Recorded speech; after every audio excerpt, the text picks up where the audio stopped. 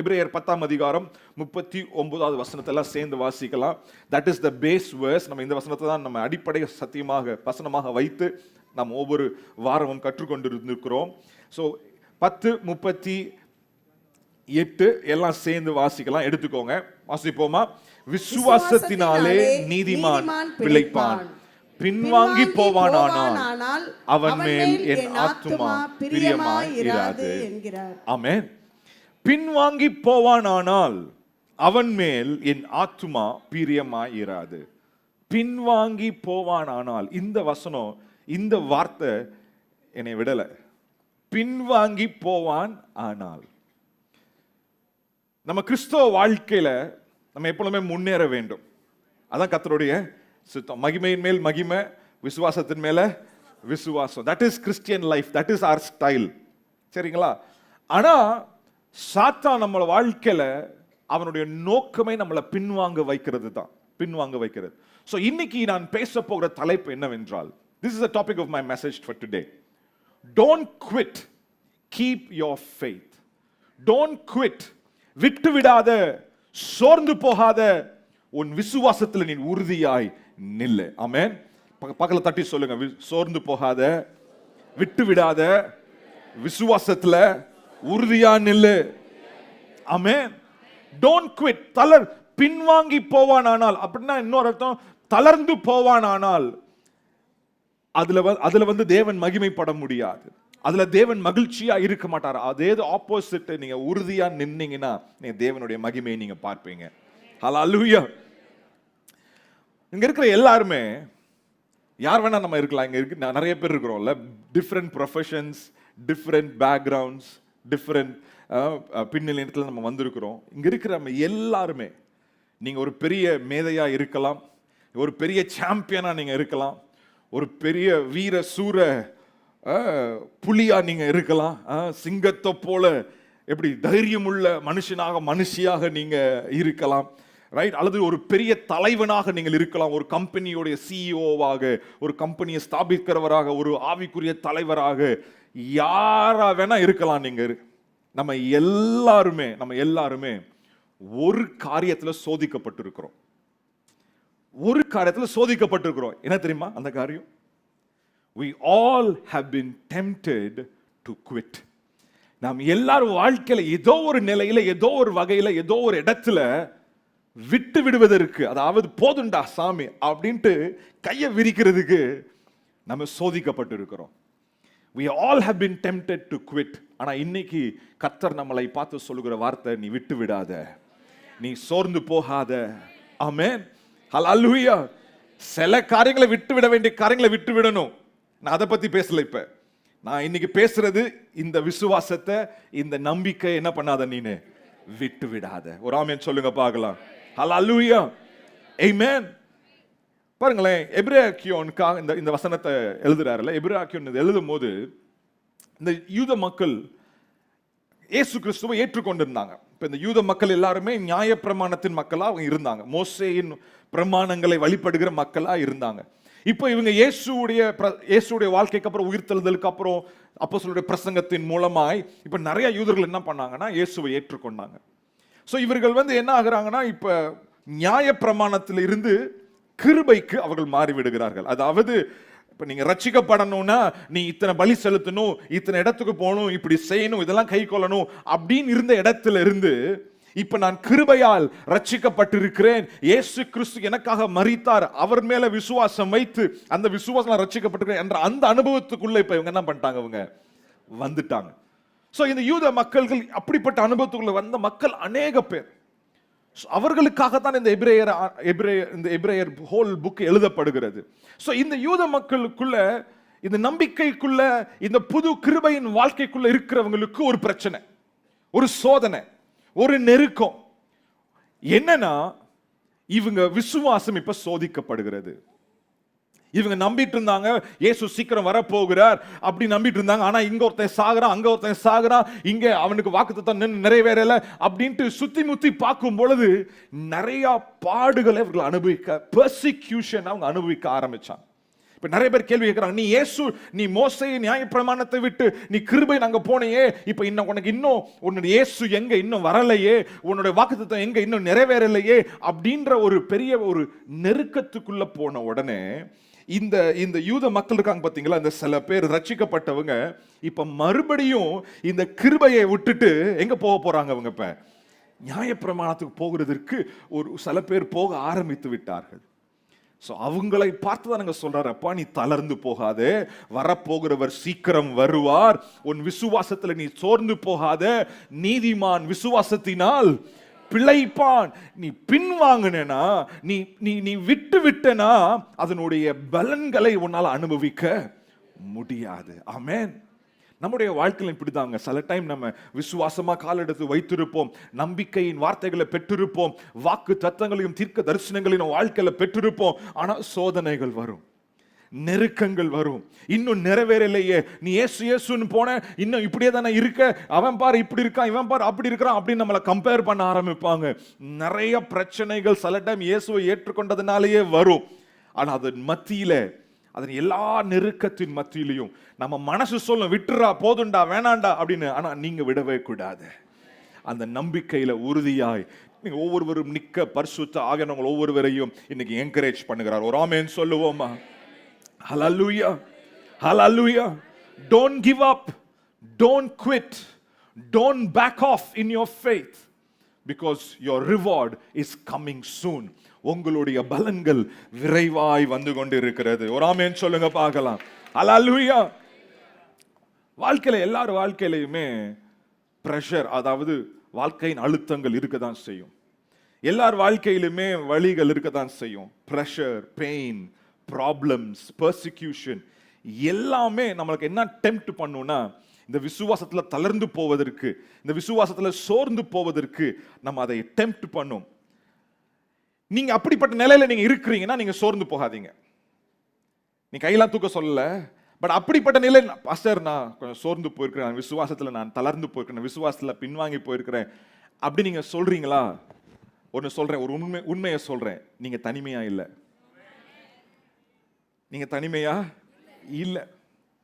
பைபிள்ல இருந்து ஒரு 3 எக்ஸாம்பிள் உங்களுக்கு காமிக்கிறேன். ரொம்ப சிம்பிளா தான் நான் பேச போறேன். I will try to finish it on time. Okay? So ஒரு 3 எக்ஸாம்பிள், நீங்க தனிமையா இல்லை என்பதற்கு, உங்களை உற்சாகப்படுத்துவதற்கு என்று. பழைய ஏற்பாட்டில் ஒரு பெரிய தீர்க்கதரிசி இருந்தார், வல்லமையான தீர்க்கதரிசி, பவர்ஃபுல்லான ப்ராஃபெட். இவர் பேரு எலியா. நம்ம எல்லாருக்குமே தெரியும்ல. எலியா பாத்தீங்கன்னா அவரு என்ன பண்ணாருன்னா, வானத்துல இருந்து அக்கினி இறக்கினார். எங்க இருந்து? யாராச்சும் அக்கினி இறக்கிருக்கீங்களா வானத்துல இருந்து? இல்ல இல்ல. மேல் வீட்டுல இருந்து கீழ் வீட்டை வர்றதுக்கே நம்ம பாடுற பாடு பெரும்பாடா இருக்கும். சில வானத்துல இருந்து அக்கினி இறக்குறதுலாம் லேசான காரியம் இல்ல. But this prophet is a powerful prophet. அவர் சொல்றாரு மழை பெய்யல, அவர் சொல்றாரு அப்புறம் வானத்துல இருந்து அக்கினி இறங்குது, அப்புறம் திருப்பி சொல்றாரு மழை பெய்யுது. அவ்வளவு வல்லமையான தீர்க்கதரிசி, பயங்கரமான அற்புதங்களை செஞ்சிட்டாரு. ஆனா இப்ப வாழ்க்கையில சோர்வு. ஒரு அம்மா அவனை சேலஞ்ச் பண்ணுது. இந்த சேலஞ்சை கேட்ட உடனே பயந்து ஓடுறாரு. ஓடி போய் ஒரு சூரஜ் செடி கீழே உட்காந்துக்கிட்டு இப்ப என்ன சொல்றாருன்னா, I want to quit, I can't go on anymore, என்னால உண்மையில போக முடியாது, போதும், கை தூக்கிட்டார், சரண்டர். ஆண்டவரே என் வாழ்க்கை என்ன பண்ணுங்க, நீங்க முடிச்சிருங்க.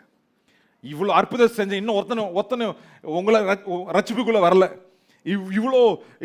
இவ்வளோ காரியங்கள் நான் என்னுடைய முன்னோர்களுக்கு ஈக்குவலா நான் இல்லை, போதும், life is enough, I want to quit அப்படின்னு கையை தூக்கிட்டாரு. நம்ம லைஃப்ல நம்ம வாழ்க்கையில் அதே மாதிரி நம்ம அற்புதங்களை பார்த்துருக்கிறோம் இல்ல. இங்க இருக்கிற எல்லாருமே நம்ம ஆண்டவருடைய நன்மைகளை ஏதோ ஒரு வகையில ருசிச்சு பார்த்துருக்கிறோமா இல்லையா? ஆமென். கண்டிப்பா அட்லீஸ்ட் ஒன் டைம், மினிமம் கண்டிப்பா மோர் தென் ஒன் டைம் இருக்கும். நம்ம எல்லாருமே ருசிச்சு பார்த்துருக்கோம். ஆனா ருசிச்சு பார்த்ததுக்கு அப்புறமும் ஒரு பிரச்சனை வந்த உடனே, ஒரு பிரஷர், ஒரு பெயின், ஒரு பெர்சிக்யூஷன் வந்த உடனே போதும் ஆண்டவரே, ஃபுல் ஸ்டாப் வச்சிருங்க ஆண்டவரே, இனிமேல் வேணாம் ஆண்டவரே அப்படின்னு விட்டு கொடுக்கிறதுக்கு என்ன சொல்லும்? இந்த மனசு சொல்லும். எலியா கை தூக்கிட்டார், போதும் ஆண்டவரே, டேக் மீ ஹோம், முடிஞ்சிச்சு, எனக்கு போதும். பாருங்க, எலியா தன்னுடைய அழைப்பை விட்டு விட்டார். அதாவது விட்டு விடுறதுக்கு வாய் திறந்து சொல்றார். Elijah was giving up on the call that God had given him, but God was not giving up on Elijah. எலியா அழைப்பை விட்டு விடுகிறார், ஆனா ஆண்டவரோ எலியாவை விடவில்லை. ஆமென், ஹalleluya.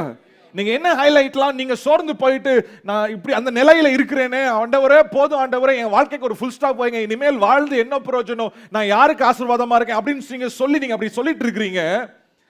ஆனா நீங்க உங்க லைஃபுக்கு ஒரு ஃபுல் ஸ்டாப் வைக்கிறீங்க, ஆனா ஆண்டவர் அந்த ஃபுல் ஸ்டாப் அழிச்சிட்டு சொல்றார், நீ போக வேண்டிய தூரம் இன்னும் வெகு தூரம் இருக்கிறதுன்னு சொல்றார்.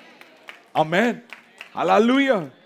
I want to tell you, dear brother and sister, உங்க வாழ்க்கை உங்களுக்கு இப்ப சோர்வுக்குள்ள போயிட்டு எனக்கு போதும் நீங்க சொல்லிக் கொண்டு இருக்கலாம், ஆனா கர்த்தர் உங்க மேல வச்சிருக்கிற திட்டம் இன்னும் பெரிய திட்டங்களாக இருக்கிறது, பெரிய நோக்கங்கள் இருக்கிறது. ஆமென். நீங்க சோர்ந்து போய் உட்கார்ந்துருந்தீங்கன்னா நீங்க தனிமையா இல்ல, உங்களோட எலியாவும் இருக்கிறார். எலியாவுக்கு உதவி செய்த அதே தேவன் உங்களுக்கு உதவி செய்ய உண்மை உள்ளவராய் இருக்கிறார். எலியாவுக்கு கிருபை காமித்த அதே தேவன் உங்களுக்கும் கிருபை காமிக்க உண்மை உள்ளவராய் இருக்கிறார். ஆமென், ஹalleluya. Elijah was done, but God was not done with him. Elijah thought his ministry was over, but God said, it is not over till I say it is over. ஒரு ஆமென் சொல்லுவோமா? ஆமென். இன்னொரு நபர் பழைய ஏற்பாட்டில் மோசஸ். எத்தனை பேருக்கு மோசஸ் தெரியும்? நான் நம்ம பாஸ்டர் மோசஸை கேட்கல, பைபிள் மோசஸை கேட்குறேன். எத்தனை பேருக்கு மோசஸ் தெரியும்? இவர் வந்து ஃபர்ஸ்ட் ஆண்டரை கூப்பிட்டப்பயே எஸ்கேப் ஆகிறதுக்கு என்ன பண்ணாரு, டைப் பண்ணாரு. ஆனாலும் அதுக்கப்புறம் என்ன பண்ணிட்டாரு, ஓகே பண்ணிட்டு ஏசப்பாவோட காலை, அவர் ஆண்டருடைய காலை பெற்றுக்கொண்டு போய் எகிப்துக்குள்ள போயிட்டாரு. நிறைய பிரச்சனைகள் வருகிறது, ஆனாலும் இஸ்ரவேல் மக்களை விடுதலையாக்கி வெளியே கொண்டு வந்துடுறார். இவர் 10 பேர் 20 பேரை வெளியே கொண்டு வரல, பல லட்சங்கள் என்ன பண்றாரு, இப்ப தலைவராக இருந்து அவர் வெளியே கொண்டு வராரு. நான் யோசிச்சு பார்த்தேன், சில டைம் 2 பிள்ளைங்களை வச்சு மேனேஜ் பண்றதே நிறைய பேர் என் தலை சுத்துது அப்படின்னு சொல்றாங்கல்ல, ரைட்? நீங்களாம் ரொம்ப நல்லவங்க, நீங்களாம் ரொம்ப ஸ்ட்ராங்கு. சில பேர் சொல்லுவாங்க தலைவலியா வந்து சேர்ந்துருக்கு. எத்தனை பிள்ளைங்க அவங்களுக்கு? ஒன்னே ஒன்று. அந்த ஒன்னே என்ன பண்ண முடியல, ஹேண்டில் பண்ண முடியல. ஆனா இங்க மோசேக்கு எத்தனை பேர்? லட்சக்கணக்கா, 20 lakhs-ஆ, இன்னும் மோர் தேன் தட். இப்ப இவங்க இந்த ஆட்கள் சாதாரண ஆட்கள் இல்ல, ஆடு மாடை கூட வச்சு மேய்ச்சிடலாம். ஆனா இவங்களை வச்சு மேய்க்கிறது ரொம்ப ரொம்ப கஷ்டம். கண்ணை மூடினா போதும் விலகிடுவாங்க, எங்கேயாச்சும் தப்பு செஞ்சிருவாங்க பாருங்க. ஆனா மோசஸ்க்கு பயங்கர லைஃப் பிரஷர். கீழ்ப்படிய மாட்டேங்கிறாங்க, முறுமுறுக்கிறாங்க, சந்தோஷப்பட மாட்டேங்கிறாங்க. இங்க இப்படி சொன்னாங்க, அப்படி சொல்றாங்க, அங்க அப்படி செஞ்சா இவங்க இப்படி சொல்றாங்க. எத்தனையோ அற்புதங்களுக்கு மேல அற்புதம், அதிசயங்களுக்கு மேல அதிசயம், வானத்திலிருந்து மன்னா, பாறையில இருந்து தண்ணி, எவ்வளவோ காரியங்கள் செய்யறார் ஆண்டவர். ஆனாலும் இவங்க வாயில வர்றது எல்லாமே முறுமுறுப்பு தான். கொஞ்சம் யோசிச்சு பாருங்க, அவங்க தலைவரா இருக்குன்னா உங்க தலை எவ்வளவு உருண்டிருக்கணும்னு. மோசஸ் தலை உருண்டுருச்சு. நான் கலோக்கியலா பேசுறேன், தப்பா எடுத்துக்கிறாதீங்க. Okay, right? He was so much pressured in his life.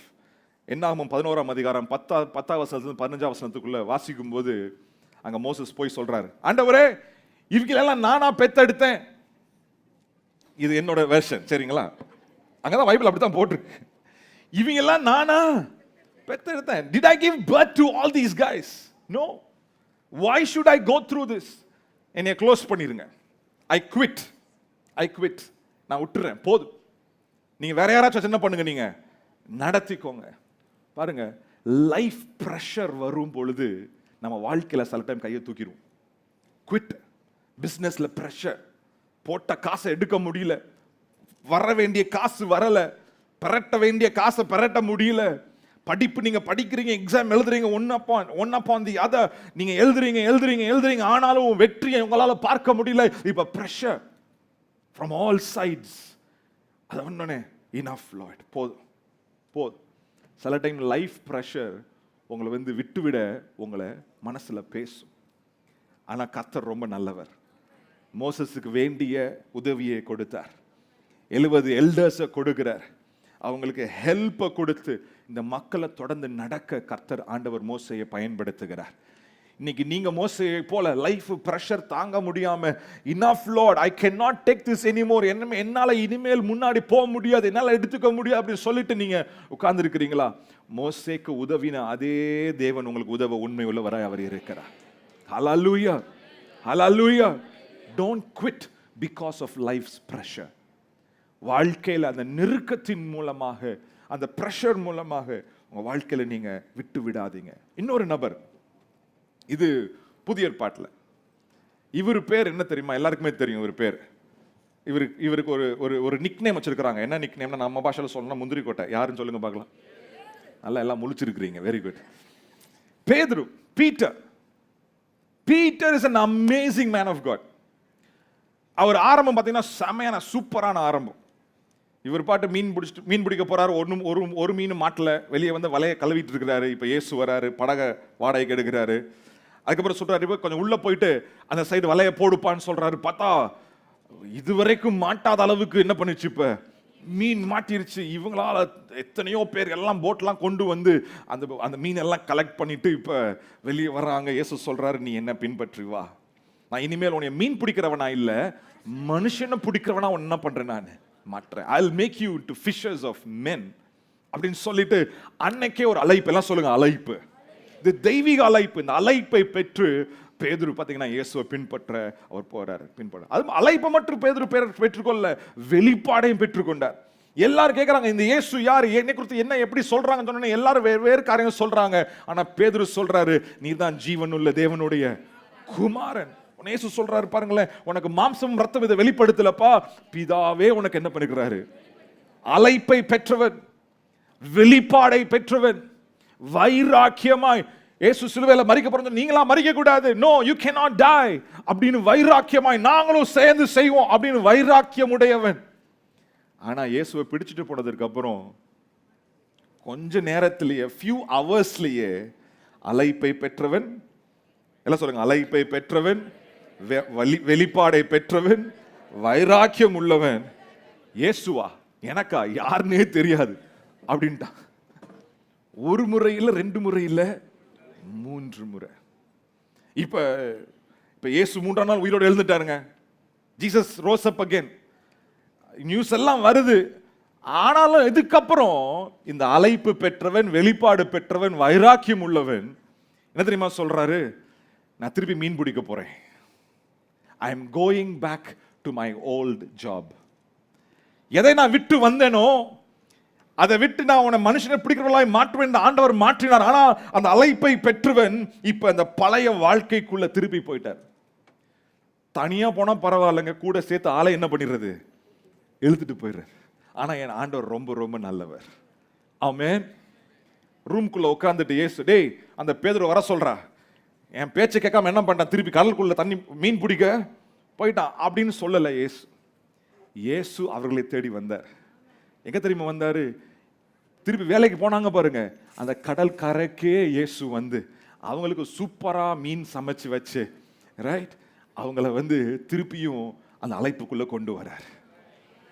சோர்ந்து போய் இனிமேல் இயேசு உயிரோட வருவாரா, நமக்கு என்ன எதிர்காலம் இருக்குன்னு ஒரு அன்சர்டன் லைஃப் பீட்டருக்கு இருந்துச்சு. அதனால தான் பின்வாங்கி போறாரு, பழைய வேலைக்கு போறாரு. அப்படி அந்த அன்சர்டனிட்டி மத்தியில் இருந்த பேதுரு வாழ்க்கையில இயேசுவே தேடி வந்து ஒரு நிச்சயத்தை கொடுத்து மறுபடியும் அந்த அழைப்புக்குள்ள அவர் எடுத்து வைக்கிறார். ஆமென். ஹல்லேலூயா. பிரதர், சிஸ்டர், நீங்க எலியாவை போல சோர்ந்து போய் கையை தூக்கி இருக்கலாம். போதும் ஆண்டவரே. மோசேயை போல வாழ்க்கையில பிரஷர் தாங்க முடியாம கையை தூக்கி இருக்கலாம். போதும் ஆண்டவரே. பேதுருவை போல என்ன எதிர்காலம் எனக்கு தெரியலையே என்று சோர்ந்து போய் நீங்க பழைய வேலைக்கு நீங்க போயிருக்கலாம். இந்த 3 பேரையும் ஆண்டவர் கைவிடவே இல்லை. அதே ஆண்டவர் உங்களை ஒரு நாளும் கைவிடவே மாட்டார். நீங்க சோர்ந்து போய் விசுவாசத்துல தளர்ந்து போய் நீங்க இருக்கலாம். ஆனால் இன்றைக்கு கர்த்தர் உங்களோடு பேசிக் கொண்டிருக்கிறார். கர்த்தர் உங்களை தட்டி எழுப்பி கொண்டிருக்கிறார். ஆமென். உங்களுக்கு கிருபையின் மேல கிருபையை கொடுத்து, பலத்தின் மேல பலத்தை கொடுத்து, வார்த்தையின் மேல வார்த்தையை கொடுத்து, உன்னால முடியும், நீ எழும்பு என்று ஆண்டவர் சொல்லுகிறார். ஹல்லேலூயா, ஹல்லேலூயா. நம்புவதற்கு அவர் உண்டு. இந்த வனாந்திரத்துல தொடர்ந்து பிரயாணம் செய்வோம். ஹல்லேலூயா, ஆமென். ஜோசப் ஸ்டீஃபன் அக்வாரி அப்படின்ற ஒரு ஒலிம்பிக் ரன்னர், மேரத்தான் ரன்னர் இருந்தார்.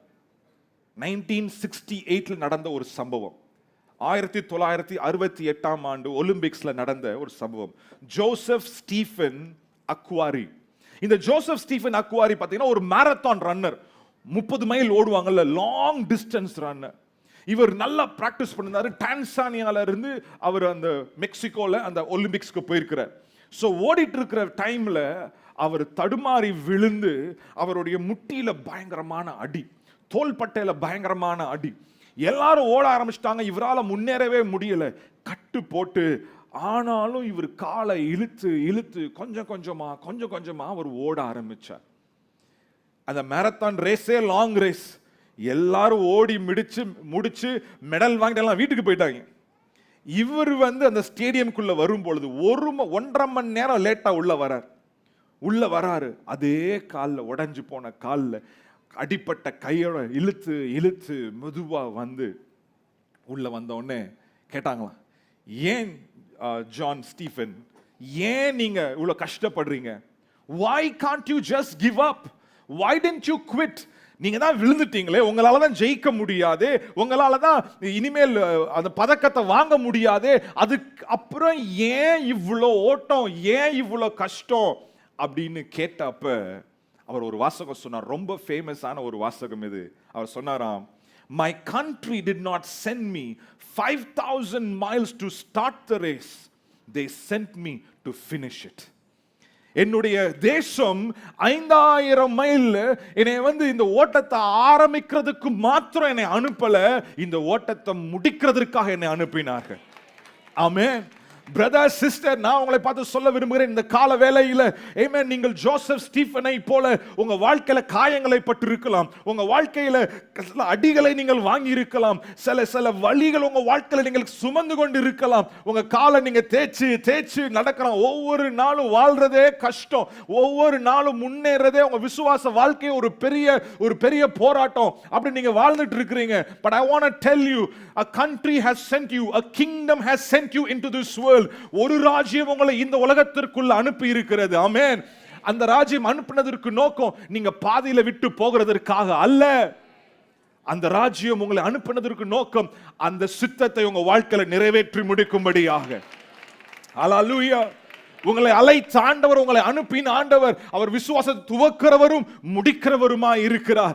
நற்கிரியைகளை துவக்கிறவும் அவர் கிறிஸ்துவின் வருகை மட்டும் அதை நிறைவேற்றி முடிக்கிறவருமாய் இருக்கிறார். whatever he has started in your life, he is able to finish.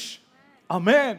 So இந்த உலகத்துல நீங்க இன்னைக்கு ஓடிட்டு இருக்கிறீங்கன்னா, நீங்க தடுமாறி ஓடினாலும், நொண்டி ஓடினாலும், காலை இழுத்து நடந்தாலும், வாழ்க்கையில ஒவ்வொரு நாளும் எழுந்து நடந்தாலும் உங்க மேல ஒரு அழைப்பு இருக்கிறது. நீங்க விட்டு விடாதீங்க.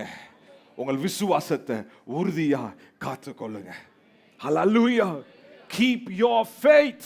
எல்லாம் சத்தமா சொல்லுங்க, keep your faith. Come on, இன்னும் கொஞ்சம் சத்தமா, keep your faith. பக்கத்துல சொல்லுங்க, keep your faith. Amen. Hallelujah. Hallelujah. சில பேர் வாழ்க்கையில அவங்களுக்கு அறியாமையே பெரிய பிரச்சனை வரும். அந்த பிரச்சனை அவங்களுக்கு மேலா காரியமா இருக்கும். அப்போ அவங்க வாழ்க்கையில சோர்ந்து போயிட்டு போதும் அப்படின்னு விட்டு விடுவாங்க. அது ஒரு group of people. Problems beyond their control. அந்த பிரச்சனை அவங்களால கண்ட்ரோல் பண்ணவே முடியாது. அது ஒரு குரூப். ஆனா இன்னொரு குரூப் இருக்கு. இன்னொரு குரூப் எப்படி குரூப்னா, அவங்க கேட்டது கிடைக்கல, அவங்க ஜெபித்தது நடக்கல. சொல்ல புரியுதா உங்களுக்கு? ஏன்? அவங்க கேட்டது கிடைக்கல, அவங்க ஜெபிச்சது நடக்கல. இதுக்கு மேல இப்ப ஆண்டவர் சில பேரை வச்சு அவங்கள சீர்படுத்துறார், கரெக்ட் பண்றார். இப்படி செய்யாத, இப்படி நீ செய்யு, அல்லது நீ செய்யறது தப்பு, நீ மாற வேணும் அப்படின்னு சில கரெக்ஷன் வருது, அல்லது சத்தியத்துக்கு ஏதுவான சீர்திருத்தம் வருகிறது. ஆனா இவங்க, ஏன் பிரச்சனை உங்களுக்கு எப்படி தெரியும்? அதாவது எக்ஸாம்பிள் வச்சுக்கோங்களேன், இப்போ ஒரு பாஸ்டர் இங்கேருந்து பேசுகிற, நானோ பாஸ்டர் டேவிஸோ யாரோ ஒருத்தர் பேசுகிறோம், அந்த வார்த்தை உங்களுக்கு நேராக வருது, இப்போ நல்லா உங்களுக்கு தெளிவாக தெரியுது. அது உங்கள் வாழ்க்கையில் நீங்கள் ஒரு மாற்றத்தை என்ன பண்ணணும், நீங்கள் கொண்டு வரணும். தட் இஸ் த வே அப்படின்னு தெரியும், அதான் ட்ரூத்னு தெரியும். ஆனால் ஏன் பிரச்சனை பாஸ்டருக்கு என்ன தெரியும்? ஏன் பிரச்சனை அவருக்கு எப்படி தெரியும்? நான் போற வழி அவருக்கு என்ன, அவருக்கு தான் தெரிஞ்சிருக்கா? நான் பட்ட அவஸ்தை அவர் பட்டிருக்கிறாரா? நான் எதுக்கு? நான் போன வழியில் அவர் போயிருந்தார்னா என்னைய மாதிரியே அவர் மன்னிக்க முடியாது, என்னைய மாதிரியே அவரும் மாற முடியாது அப்படின்னு சில பேர் வாழ்க்கையில் உட்கார்ந்துருப்பாங்க. அதுவும் விட்டு கொடுப்பதற்கு ஏதுவானதாக இருக்கிறது. பிரதர் சிஸ்டர், பைபிள்ல 2 விதமான பாவம் இருக்குது. ஒன்று மாம்சத்துக்குரிய பாவம், அது வெளிப்படையாய் நம்ம செய்கிற அந்த அந்த இச்சையின் காரியங்கள், அத காரியங்கள். இன்னொன்று ஆவியில ஒரு பாவம் இருக்குது. அப்படின்னா என்னன்னா உள்ளான பாவம். நம்ம இது கொரிந்தியர்ல வாசிக்கலாம், ரைட்? 2 கொரிந்தியர் 7ஆம் அதிகாரம் 1ஆம் வசனத்துல வாசிக்கும் பொழுது, மாம்சத்திலும் ஆவியிலும் உண்டான எல்லா அசுசியும் நீங்க அப்படின்னு போட்டிருக்கோம். பால் சொல்வார். சோ மாம்சத்திலையும் பாவம் இருக்குது, ஆவியிலையும். அது பெருமை, அந்த மன்னியாம, கரெக்ஷன் வரும்பொழுது, அதாவது சீர்திருத்தம் வரும் பொழுது, நான் எதுக்கு மாறணும், நான் எதுக்கு என் வாழ்க்கைய சத்தியத்தின்படி நான் என்ன பண்ணும், திருத்திக் கொள்ள வேண்டும், மாற்றிக்கொள்ள வேண்டும் என்ற சிந்தனை. அதுவும் உங்க வாழ்க்கையில குவிட் பண்றதற்கு அடையாளம். உங்க விசுவாசத்தை நீங்க வைக்கல, என்ன பண்றீங்க? நீங்க விசுவாசத்தை நீங்க விட்டு விடுறீங்க. தயவு செய்து கர்த்தருடைய வார்த்தை உங்க வாழ்க்கையில சீரமைப்புக்காக வரும் பொழுது அதை ரிசீவ் பண்ணிக்கொள்ளுங்க. கஷ்டமா இருந்தாலும் சரி, ஓகே லார்ட், நீங்க சொல்லிட்டீங்க ஏசப்பா, எனக்கு கஷ்டம் தான், ஆனா நான் செய்றேன். ஆமென். நான் சொல்ல எத்தனை பேருக்கு புரிகிறது? ஹல்லேலூயா. அப்படிப்பட்ட ஆட்டிடியூட் உள்ள மனிதனாக இருக்க வேண்டும். I call this never quitting attitude. இது விட்டுவிடா சிந்தனை உள்ள ஒரு விசுவாசி. ஆமென். அது சீர்திருத்தம் வரும்பொழுது, பிரச்சனைகள் வரும்பொழுதும் சரி, நம்பிக்கையை ஒரு நாளும் கர்த்தர் மேல் உள்ள நம்பிக்கை, கர்த்தருக்குள்ள இருக்கிற கமிட்மெண்ட், ஆமென், தொடர்ந்து விசுவாசத்துல உறுதியாய் நிற்கிற ஒரு வாழ்க்கை. அப்படிப்பட்ட வாழ்க்கை வாழ கர்த்தர் நாம் ஒவ்வொருவரையும் இந்த நாட்களிலே வரவழைக்கிறார். ஒரு ஆமென் சொல்லுங்க பார்க்கலாம். ஆமென். நான் வேகமாக முடிக்கிறேன், டைம் ஆயிடுச்சு. 2 எக்ஸாம்பிள் மட்டும் நான் சொல்லிட்டு நான் முடிக்கிறேன். நியூ டெஸ்ட்மென்ட்ல இருந்து 2 பேர். These people are both of them are very popular. Okay, number 1, Pavul. இப்போ இந்த வயசான பால் தன்னுடைய வாழ்க்கையின் கடைசி நாட்களில் அவர் வாலிபனான தீமோத்திக்கு அவர் எழுதுகிறார். Old Paul is writing to young Timothy. இந்த ஓல்ட் பால் நிறைய காரியங்களை வாழ்க்கையில சந்திச்சிருக்கிறார், நிறைய வாழ்க்கை அனுபவங்களை பெற்றிருக்கிறார், வெளிப்பாடுகளை பெற்றிருக்கிறார், ஊழிய அனுபவம், வாழ்க்கையின் அனுபவம் எல்லாமே அவருக்கு இருக்கு. அந்த முதிர்ந்த அந்த மனிதன், அந்த அப்போஸ்தலன், அவர் எழுதுகிற வார்த்தைகள் இப்ப வாழ்க்கையில இப்பதான் ஊழியத்தை துவங்கி முன்னேறி கொண்டிருக்கிற தீமோத்திக்கு அவர் எழுதுகிற வார்த்தைகள். 2 தீமோத்தி 4ஆம் அதிகாரம் 7ஆம் வசனம். இந்த எல்லாம் தெரிஞ்ச வசனம் தான் இந்த வசனம். நல்ல போராட்டத்தை போராடினேன், ஓட்டத்தை முடித்தேன், விசுவாசத்தை காத்துக்கொண்ட. நிறைய டைம் இந்த வசனத்தை ஃபியூனரல் வீட்டில் தான் நம்ம கேட்கிறோம். இது செத்தவங்களுக்கு வசனம் இல்ல, இது உங்களுக்கும் எனக்கு உள்ள வசனம். இல்ல ஒரு மாதிரி என்ன பாக்குறீங்களே? ஆமென். This word is for you and for me.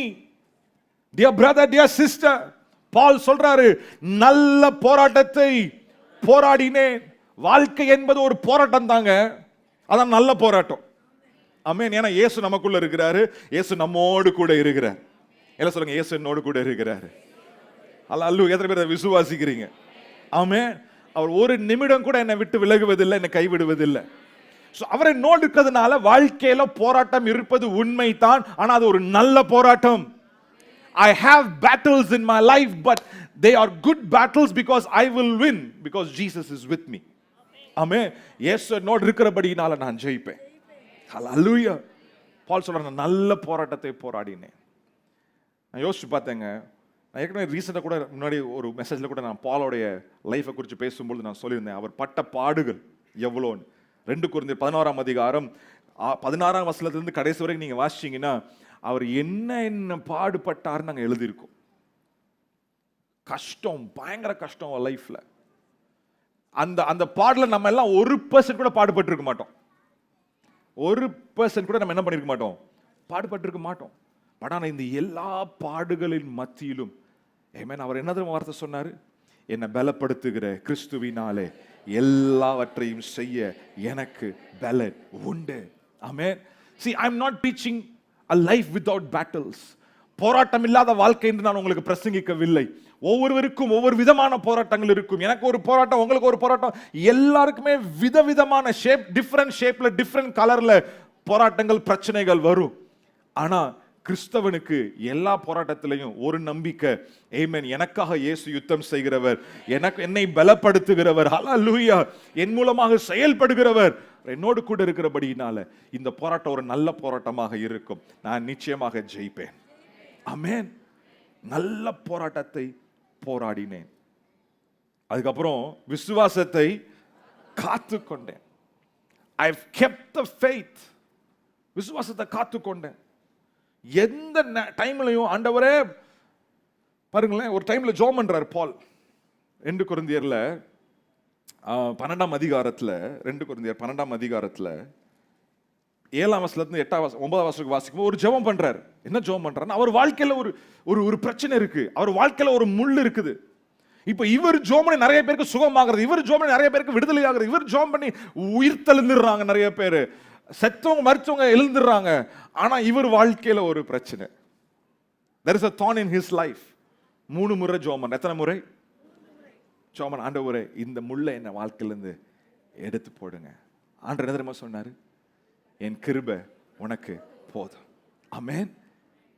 பாருங்க, பிரச்சனையின் மத்தியில இவர் ஜோமனி நிறைய பேருக்கு அற்புதம், ஆனா இவர் வாழ்க்கையில இன்னும் அந்த அற்புதம் நடக்கல. ஆண்டவர்கிட்ட ஜெபம் பண்ற, ஆண்டவர் சொல்றாரு உன் கிருபை எனக்கு, என் கிருபை உனக்கு போதும் சொல்றாரு. அதை ரிசீவ் பண்ணி கொள்றாரு. வாழ்க்கையில விசுவாசத்துல சோர்ந்து போகவே இல்லை. ஆமென். லைஃப்ல சில டைம் ஆண்டவர் நம்ம கேள்விகளுக்கு பதில் இமீடியட்டா கொடுப்பார், நம்ம ஜெபத்திற்கு பதில் இமீடியட்டா கொடுப்பார். சில டைம் சொல்லுவார் என் கிருபை உனக்கு போதும்பான்னு சொல்லுவார்.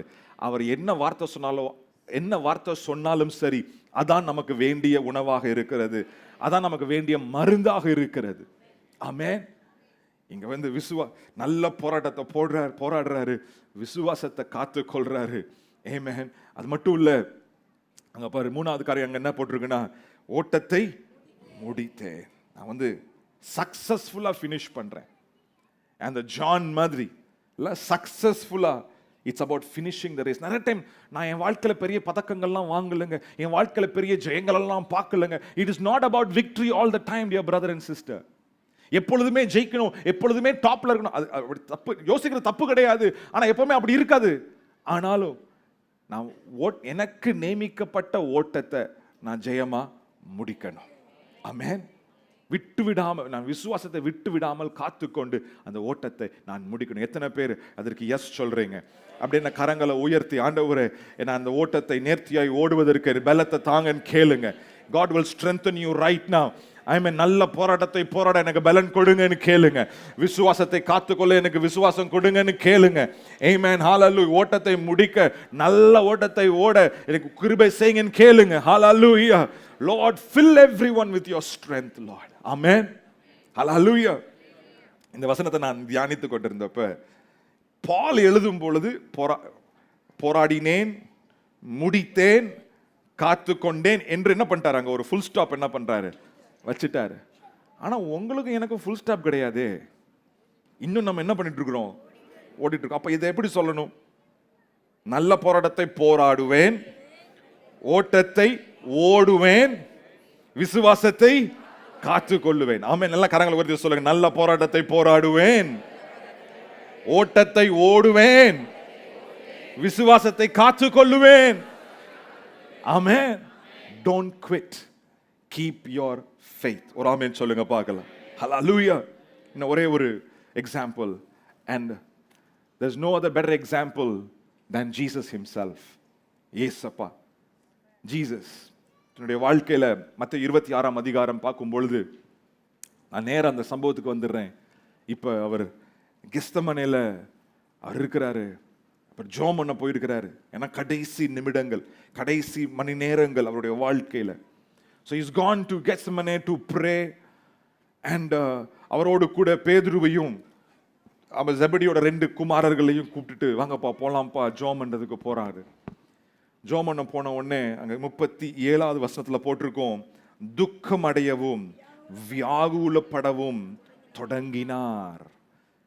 வாசிக்கும் போது நம்ம டப்புன்னு வாசிட்டு போயிடுவோம், துக்கம் அடையவும் வியாகுலப்படவும் தொடங்கினார். But this word these two words have lot of depth. இந்த ரெண்டு வார்த்தை அதனுடைய ஆழம் அதிகமா இருக்குது. இங்க இயேசு அவருக்கு தெரியும் என்ன நடக்க போகுது அடுத்துன்னு. மற்றவங்களாம் ஒரு ஐடியா கிடையாது. பேதுருக்கு ஒரு ஐடியா கிடையாது, கூட மற்ற ரெண்டு பேருக்கு ஒரு ஐடியா கிடையாது. அவங்கெல்லாம் ஜெபம் பண்ணுங்கப்பான்னு சொன்னா ஓகே ஆண்டவரே அப்படின்ட்டு ஸ்தோத்திரம் ஸ்தோத்திரம் ஸ்தோத்திரம் மட்டும் கொரட்ட விட ஆரம்பிச்சிட்டாங்க. அவங்க தூங்கிட்டாங்க. ஆனா அங்க ஜீசஸ் பாத்தீங்கன்னா போட்டிருக்கு, துக்கம் அடையவும் வியாகுலப்படவும் அவர் தொடங்கினார். He became sorrowful and troubled. இந்த துக்கம் அடைவு அப்படின்னா சும்மா சாதாரண துக்கம்லாம் இல்லை, அது ரொம்ப டீப் கிரீஃப், ஆழமான துக்கம், ரொம்ப ஒரு அழுத்தமான ஒரு இமோஷனல் டார்ச்சர் இருந்தா எப்படி இருக்கும். இப்படி சொல்றேன் உங்களுக்கு புரியுற மாதிரி சொல்றேன். நீங்க இருக்கிறீங்க, உங்க மேல ஒரு டன் வெயிட் அல்லது 2 டன் வெயிட் தூக்கி உங்க தலை மேல வச்சா என்ன பண்ண தெரியுமா? அது கொஞ்சம் கொஞ்சமா அப்படி இறக்குனா எப்படி இருக்கும்? அது உங்களை நசுக்க ஆரம்பிக்கும். அந்த நசுக்க ஆரம்பிக்கும் போது எவ்வளவு வலி இருக்கும் கொஞ்சம் யோசிச்சு பாருங்க. சரீர பிரகாரமா எவ்வளவு வலி இருக்கும். அதே மாதிரிதான் இப்ப இயேசுவுக்கு உள்ள அவர் ஆத்துமாவில், அவர் இருதயத்துல அவர் நொறுக்கப்படுகிறார். மிகவும் அவர் துக்கம் அடைந்து வியாகுலப்படுறார். அவர் mental anguish, deep grief, intense emotional pain. அவ்வளோ அழுத்தத்துக்குள்ள இயேசு அவர் போறார். அவர் நம்மள மாதிரி 100% மனிதனாக என்ன பண்ணார்? அவர் இருந்தார். பாருங்களேன், இவ்வளோ நெருக்கம். அந்த டைம்ல அவர் ஜெபம் பண்றார். என்ன தெரியுமா ஜெபம் பண்றாரு? ஆண்டவரே, இந்த பாத்திரம் என்னை விட்டு நீங்குமானா. பாருங்க, everybody we will pray, even Jesus prayed like this. இயேசு கிறிஸ்து எப்படி ஜெபம் பண்ணார்? ஆண்டவரே, இந்த பாத்திரம் என்னை விட்டு நீங்குமானா, அதை எடுத்து போடுங்க, ஆனாலும் என்னுடைய சித்தம் அல்ல உம்முடைய சித்தமே நிறைவேறட்டும். ஆமென். We all have challenges when it comes to problems, when it comes to pressure. எல்லாருக்குமே சோதனைகள் உண்டு, நெருக்கம் வரும் பொழுது. ஆனால் பவுல் பாத்தீங்கன்னா 3 தடவை ஜெபம் பண்றாரு, இந்த முள்ள எடுத்து போடுங்கன்னு. இங்க இயேசு பாருங்க 3 தடவை ஜெபிக்கிறாரு, இந்த பாத்திரம் என்னை விட்டு நீங்கட்டும். ஏன்னா பால் இயேசுவை தான் ஃபாலோ பண்ணியிருப்பாரு. ஏன்னா Jesus game first. 3 times Jesus prayed, Lord, if it is your will, take this cup. பாருங்களேன், லூக்கா 22 எழுதும் பொழுது என்ன சொல்ற, லூக்கா எப்படி எழுதுறாருன்னா, லூக்கா ஒரு டாக்டர் தானே, அவர் ரொம்ப அழகா எழுதுறாரு. என்ன பண்றாருன்னா, என்ன சொல்றேன்னா, அவருக்கு அவ்வளோ வேதனை, அவ்வளோ மென்டல் ப்ரெஷர் பார்த்தீங்கன்னா, அவருடைய வேர்வை அப்படி ரத்தமா மாறி என்ன பண்ணுச்சான், வடிக்க ஆரம்பிச்சு. I was just reading about this. இதை குறித்து நான் வாசிக்க ஆரம்பிச்சப்போ அந்த கண்டிஷனுக்கு ஒரு மெடிக்கல் கண்டிஷன், அதுக்கு ஒரு பேர் இருக்கு. அதுக்கு என்ன பேருனா, doctors forgive me if I pronounce it wrong, okay? இது ஹெமட்டோஹைட்ரோசிஸ் அப்படின்ற ஒரு கண்டிஷன். ஹெமட்டோஹைட்ரோசிஸ். இந்த ஹெமட்டோஹைட்ரோசிஸ்னா என்ன அர்த்தம்னா, இது ஒரு காமன் ப்ராப்ளமே கிடையாது. ரொம்ப ரேர், ரொம்ப ரொம்ப ரொம்ப ரேரான ஒரு மெடிக்கல் கண்டிஷனா. ஒரு மனுஷன் அவ்வளோ ப்ரெஷருக்குள்ள போன பிறகு என்ன ஆகுமா, அவனுக்குள்ள இருந்த அந்த மைன்யூட்டா இருக்கிற அந்த பிளட் கேப்பிலரிஸ் இருக்கு பாத்தீங்களா, அந்த வெயின்ஸ் இருக்கு பாத்தீங்களா, அது வெடிச்சிருமா. அது வெடிச்சு அது வேர்வையோட கலந்து, கட்டு இருக்காது, ஓப்பனிங் இருக்காது, ஆனா என்ன ஆகும், அது ரத்தமா வருமா. I'm explaining all this. நான் ஏன் சொல்றேன்னா, எவ்வளோ அழுத்தத்துக்குள்ள இயேசு போனாரு, ஆனா அந்த அழுத்தத்திலையும் அவர் விசுவாசத்தை விடல, அவர் நம்பிக்கையை விடல. ஆண்டவரே, என்னுடைய சித்தம் அல்ல உம்முடைய சித்தம் நிறைவேறட்டும். ஆமென். பிரதர், சிஸ்டர், இப்படிப்பட்ட ஆட்டிடியூட் நமக்குள்ள இருக்கட்டும். நம்ம அவ்வளோ அழுத்தத்துக்குள்ள போகலையே. நம்ம பார்க்கறது சின்ன பிரச்சனை தான், ஒரு காசு பிரச்சனை, ஒரு குடும்ப பிரச்சனை, ஒரு வாழ்க்கை பிரச்சனை, ஒரு வேலை பிரச்சனை, ஒரு ஊழிய பிரச்சனை, இப்படி பிரச்சனைகள் தான் நம்ம பார்க்கிறோம். ஆனா இந்த பிரச்சனைக்கே ஆண்டவரே போதும் என்று சொல்வதற்கு நம்முடைய மனசு சொல்லுது. ஆனா உங்க மனசுக்கு கேட்காதீங்க. கர்த்தருடைய வார்த்தையை பிடித்துக் கொள்ளுங்க. நான் தொடர்ந்து முன்னேறுவேன், நான் விசுவாசமாய் நிற்பேன், என் இயேசு எனக்காக யுத்தம் செய்வார், என்னை கரம் பிடித்து வழிநடத்துவார் என்று ஒவ்வொரு நாளும் விசுவாசத்திலே நின்று நீங்கள் ஜெயமாய் எழும்புங்கள். ஆமென். ஹல்லேலூயா. Paul never gave up his call. Jesus never gave up his call. The same way, don't give up. உங்க மேல வச்சிருக்கிற அழைப்பை, உங்க மேல கர்த்தர், உங்க கையில கர்த்தர் கொடுத்துட்ட பொறுப்பை ஒரு நாள் விட்டுறாதீங்க. ஆமென். நீங்க ஒரு பெர்ஃபெக்ட் ஹஸ்பண்டாம இருக்கலாம், நீங்க ஒரு பெர்ஃபெக்ட் வைஃபா இல்லாம இருக்கலாம், நீங்க ஒரு பெர்ஃபெக்ட் டாட்டரா சன்னா இல்லாம இருக்கலாம், நீங்க ஒரு நீங்க சரீரத்துல பலவீனமா இருக்கலாம், அல்லது உங்க பலன் குறுகி போய் இருக்கலாம். ஆனா நான் உங்களை பார்த்து சொல்ற ஒரே ஒரு வார்த்தை, கீப் யோர் ஃபெய்த். உங்கள் விசுவாசத்துல சோர்ந்து போகாதீங்க, உங்க நம்பிக்கையில சோர்ந்து போகாதீங்க, உறுதியாய் நில்லுங்க. ஆமென், ஹல்லேலூயா. கர்த்தர் உங்கள் ஒவ்வொருவரையும் அற்புதமாய் வழி நடத்துவார். ஹல்லேலூயா. எல்லாம் எழுந்து நிற்போமா கர்த்தருடைய பிரசன்னத்துல. Thank you Jesus, thank you Jesus. நல்லா கவனிங்க. சில டைம் லைஃப்ல நிறைய பிரச்சனை வந்த உடனே, நிறைய ப்ரெஷர் அண்ட் பெயின் பர்சிக்யூஷன்ல வந்த உடனே நம்முடைய மனசு இப்படிதான் சொல்லும், நீ யாருக்குமே பிரயோஜனம் கிடையாது, you are not significant, நீ விசேஷம் உள்ளவன் விசேஷம் உள்ளவள் அல்ல, நீ இந்த உலகத்துல இருந்து என்ன பிரயோஜனம் அப்படின்ற யோசனை உங்க மனசுல வரும். But please listen to me carefully. Every single one of இங்க இருக்கிற ஒவ்வொருவரையும் பார்த்து, ஆமென், ஒரு பாஸ்டரா, ஒரு ஸ்பிரிச்சுவல் லீடரா நான் சொல்ல விரும்புகிறேன், you are needed in this world.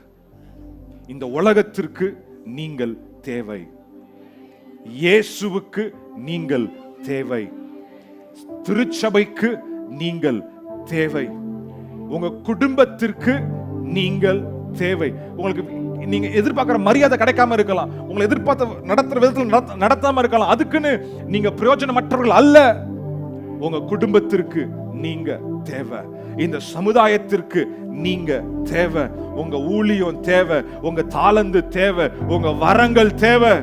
எனவே சோர்ந்து போகாதீங்க, உங்கள் விசுவாசத்துல உறுதியாய் நில்லுங்க. ஆமென், உறுதியாய் நில்லுங்க. கர்த்தர் உங்களோடு கூட இருக்கிறார், சேனைகளின் கர்த்தர் உங்களோடு கூட இருக்கிறார். யாக்கோபின் தேவன் உயர்ந்த அடைக்கலமாய் இருக்கிறார். உங்களை கரம் பிடித்து வழி நடத்த அவர் உண்மை உள்ளவராய் இருக்கிறார். அப்படியே கண்களை மூடி கரங்களை உயர்த்தி, ஆண்டவரே என் வாழ்க்கை அர்ப்பணிக்கிறேன்னு சொல்லுங்க. Come on, surrender your life one more time. Amen. இதுவரைக்கும் உங்க லைஃப்ல நான் குவிட் பண்றேன், எனக்கு வாழ்க்கையில போதும் அப்படின்னு சில தாட்ஸ் உங்க வாழ்க்கையில இருந்திருந்தா, இன்னைக்கு ஆண்டவரே நான் அதை கேன்சல் பண்றேன்னு சொல்லுங்க. மேபி சூசைடல் தாட்ஸ் இருந்திருக்கலாம், ஒரு சூசைடல் மைண்ட், தற்கொலை எண்ணங்கள் உங்களுக்கு வந்திருக்கலாம். இன்னைக்கு ஆண்டவரே நான் மன்னிங்க, அப்படிப்பட்ட யோசனைகளை நான் கேன்சல் பண்றேன். ஆண்டவரே உமக்கு நீர் என்னை பேர் சொல்லி அழைத்திருக்கிறீர், என்னை ரட்சித்திருக்கிறீர். இந்த உலகத்திற்கு நீங்க வேணும், சபைக்கு நீங்க வேணும், திருச்சபைக்கு நீங்க வேணும், உங்க குடும்பத்திற்கு நீங்க வேணும். You are significant person. Amen. Hallelujah. போராட்டம் இல்லாத நபரே கிடையாது, பிரச்சனை இல்லாத ஆளே கிடையாது. ஆனால் நாம் அந்த பிரச்சனையில் மத்தியிலும் உறுதியாய் நிற்க கர்த்தர் நமக்கு பலன் கொடுத்திருக்கிறார். சோ நல்ல கரங்களை உயர்த்தி, ஆண்டவரே நான் நெகட்டிவான வார்த்தைகளை நான் கேன்சல் பண்றேன். Lord, I stand on your word right now. Amen. I stand on your promises. உம்முடைய வாக்கு தத்தங்களை நான் பிடித்துக்கொண்டு நான் நிற்கிறேன். நான் வெட்கப்பட்டு போவது இல்லை, நான் சோர்ந்து போவது இல்லை, நான் கைவிடப்படுவது இல்லை. நல்லா சொல்லுங்க, வாயில திறந்து சொல்லுங்க. ஆமென். இயேசு எனக்கு துணையாய் இருக்கிறார். ஆமென். அவருடைய வார்த்தையை நான் பிடித்து நான் நிற்கிறேன். ஆமென். அவருடைய வார்த்தையே எனக்கு பலன், அவருடைய வார்த்தையே எனக்கு வெளிச்சம், அவருடைய வார்த்தையே எனக்கு உணவு. I stand on your word.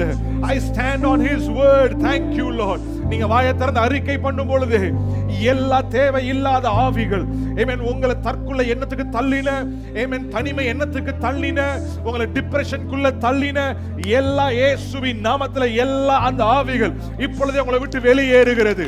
In the name of Jesus, freedom, freedom, freedom, freedom. In the name of Jesus, freedom. Ramakasha karada lama rahanto robo lima rahanto rose keria taraba. Thank you Holy Spirit. Thank you Holy Spirit. Thank you for the freedom that you're giving to your people. Rise up. Rise up. Rise up. நான் Jesus குறித்து அந்த கெத்செமனேல நடந்த அந்த சம்பவத்தை குறித்து நான் வாசிச்ச பொழுது எனக்கு ஒரு வார்த்தை என்னோட இருதயத்தை அப்படியே, as I read it, it just hit me hard. எப்படின்னா அங்க இயேசு சொல்றாரு, என்னை காட்டி கொடுக்கிறவன் இதோ வந்து விட்டான், என்னை காட்டி கொடுக்கிறவன் இதோ வந்து விட்டான். ஆனா அதுக்கப்புறம் இயேசுவின் வார்த்தைகள் தான், எழுந்திருங்கள் போவோம். அது 2 வார்த்தை நீ தொட்டுச்சு. எழுந்திருங்கள் போவோம்.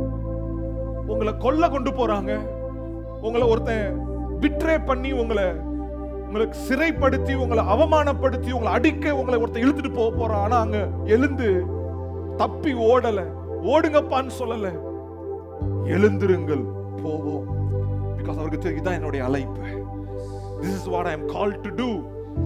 இப்படிப்பட்ட தைரியம் இருதயத்தை கர்த்தர் நமக்கு தருவாராக. ஆமென். எழுந்திருங்கள், எழுந்திருங்கள். அந்த சாம்பலின் அனுபவத்தை விட்டு எழுந்திருங்கள், அந்த நெருக்கத்தை விட்டு எழுந்திருங்கள், முன்னேறுங்கள். கர்த்தர் உங்களோடு கூட இருக்கிறார். இயேசுவை சிலுவையில அறைந்தார்கள்.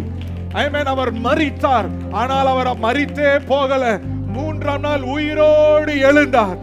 அந்த உயிர் தெளிந்த வல்லமை உங்களுக்குள்ள இருக்கிறது பிரதர், உங்களுக்குள்ள இருக்கிறது சிஸ்டர். அதே அப்படியே இயேசு எழும்பினது போல நீங்களும் எழும்புவீங்க. சோர்ந்து போகாதீங்க. Don't quit. You have resurrection power on the inside of you. Thank you Jesus. ஆண்டவரே, உம்முடைய வார்த்தைக்காக நன்றி செலுத்துகிறோம். நீர் எங்களோடு கூட இருக்கிறீர். எங்க வாழ்க்கையில எவ்வளவு பிரச்சனைகள், பாடுகள், சோதனைகள் வந்தால் இன்றைக்கு நாங்க கற்றுக்கொண்டு இருக்கிறோம். நாங்க குவிட் பண்ண போறது இல்ல, நாங்க விட்டுவிட போறது இல்ல. நாங்கள் விசுவாசத்துல உறுதியாய் நிற்க நாங்க எங்களை அர்ப்பணம். எத்தனை பேர் அர்ப்பணம் செய்கிறீங்க? நாங்க அர்ப்பணம் செய்கிறோம். Lord, we lift both our hands and say, we need you. We need your strength to carry on, to move forward. We need you, Lord. ஆண்டவரே, ஒவ்வொருவர் மேலும் இப்பொழுது வல்லமையாய் இறங்குவீராக. உம்முடைய அக்கினி ஊற்றப்படுவதாக, உம்முடைய அன்பு உங்க இருதயத்தை நிரப்புவதாக. ஆமென். பலவீனமாய் வந்த ஒவ்வொரு மேலும் உம்முடைய பலன் இப்பொழுதே இறங்குவதாக. சுகவீனமாய் வந்த ஒவ்வொரு மேலும் உம்முடைய சுகம் இப்பொழுதே இறங்குவதாக. சோர்ந்து போய் வந்த ஒவ்வொரு மேலும் இப்பொழுதே உம்முடைய உற்சாகத்தின் ஆவி இறங்குவதாக. இப்பொழுதே அவங்க மைண்ட், அவங்க ஹார்ட், அவங்க ஸ்பிரிட், அவங்க பாடியை நிரப்புங்கப்பா. நாங்க ஜெபம் பண்றோம். Fill them with your power and send them, Lord. தொடர்ந்து உமக்காக போகட்டும். இந்த உலகத்துல உமக்காக வெளிச்சமாய் நிற்கட்டும். ஆமென். அநேக பேர் உலகத்துல சோர்ந்து போய் கிடக்காங்க. ஆமென். வாழ்க்கையை விட்டு சோர்ந்து போய் இருக்கிறாங்க. அவங்களை எல்லாம் இவங்க போய் தூக்கி விடட்டும் ஆண்டவரே. இவர்கள் போய் அவர்களுக்கு ஒரு வெளிச்சமாய் இருப்பார்களாக. ஆமென். நன்மை சொல்லுகிற வாய்களாக இருப்பார்களாக. ஆமென். ரட்சிப்பை சொல்லுகிற நபர்களாக இருப்பார்களாக. ஒவ்வொருவரையும் ஒரு வெளிச்சமாக, ஒரு உப்பாக பயன்படுத்துவீராக. ஒவ்வொருவரையும் ஆசீர்வதி.